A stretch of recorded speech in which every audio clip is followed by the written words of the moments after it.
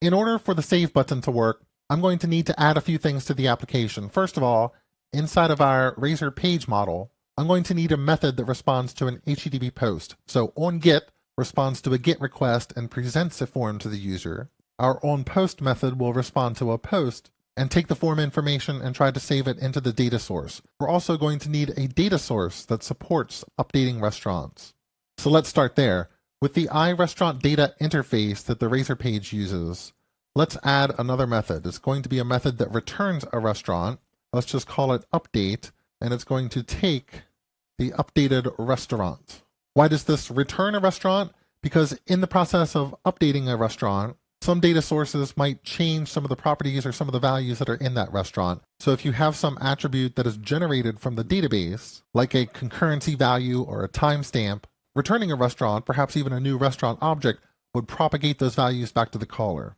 We won't need to do anything quite so sophisticated inside of our in-memory data source, but I'm also going to add one more method, a method that returns int, and let's call it commit. Many data sources out there act as units of work. They collect all the changes and additions and deletions that you're making to a data source, and then reconcile those changes when you invoke a method like commit or save changes or commit transaction.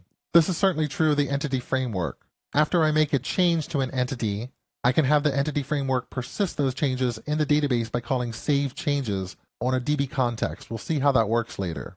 I want to expose that same sort of functionality through this interface by having a commit method. Now again, with an in-memory data source, we could try to implement iRestaurant data in a way where commit actually mattered, but I'm just going to do the simplest possible thing that can work. Remember, the goal here is not to provide a real data source that works in memory. This is only for testing and development, and it's really only here to allow us to work for a bit until we can bring in a database and start using the entity framework. So a method named update that will take a restaurant parameter, we can call it updated restaurant. And here's what we can do in the implementation. And let me just make sure the name is correct, which is update. And first we're going to look inside of the list of restaurants that we have for this updated restaurant and try to pull that out. So I'm going to say that restaurant equals restaurants, and I'll use the single or default operator to say, given a restaurant R, give me a match where r.id equals the updated restaurant ID.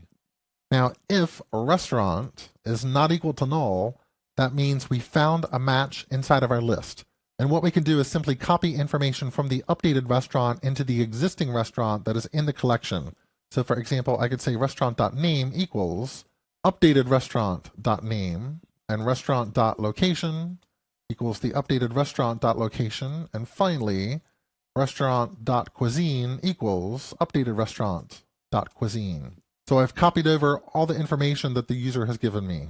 And for an in-memory collection, that's really all the work that we need to do. So let's just return the restaurant object that we found with the new information inside.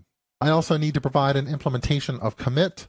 Since our in-memory data isn't really transactional, what I'll just do is return 0. So this method doesn't really mean anything until we start using a real data source. We will do that later in the course. Now what I should be able to do is come into my Razor page, and we want to implement an onPost method. So a method that can return iActionResult called onPost. And what parameter do we want to take here?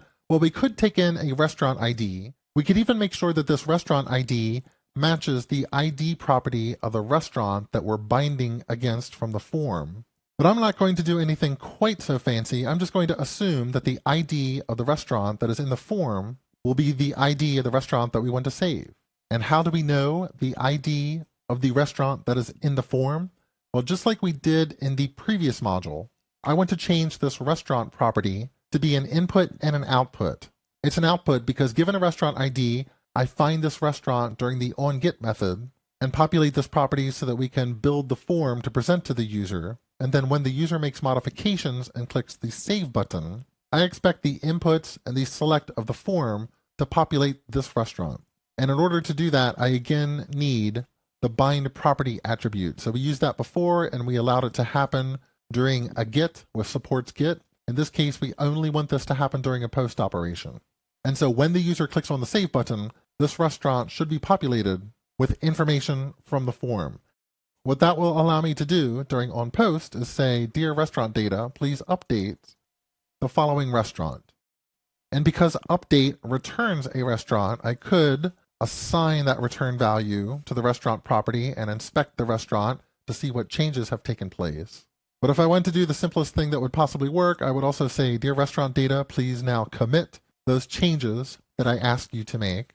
And for right now, let's just return the page and see what happens. So there's still several problems that we have to address in this onPost method, but I just want to take things one step at a time here. Let's go back out to the list of all restaurants. I just want to start fresh from the browser. Let's go in and try to edit Scott's Pizza.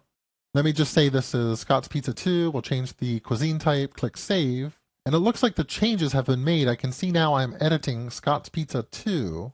But there are some problems here that we need to address. First of all, cuisine is now empty. What happened to my cuisine? I can also completely blank out the name and click Save. And that operation goes through without an error. And if I come to the list of all restaurants, I can see I now have a restaurant with no name, which is bad. Let's see how to fix these issues in the next few clips.